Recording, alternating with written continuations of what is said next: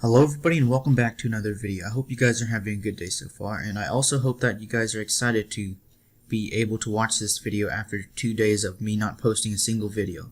That's because I've been kind of busy lately with school and other stuff, so I just couldn't find the time to post a video, but now's the perfect time, so that's what I'm going to do.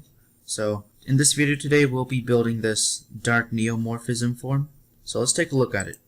It's responsive, I guess, because when you resize it, it's still proportional to what it currently is, so I'd say it's responsive. So we have our heading here and just some basic text all across the form, and we also created a button, gave it 3 icons, and added some hover effects to it. So yeah, that's pretty much all we did. We can type into our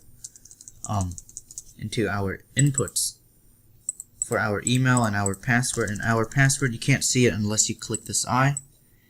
So yeah guys, let's get right into the video. And also, I've made similar videos to this in the past, so this will once again be a time lapse. So in 3, 2, 1, get ready and let's get right into the video.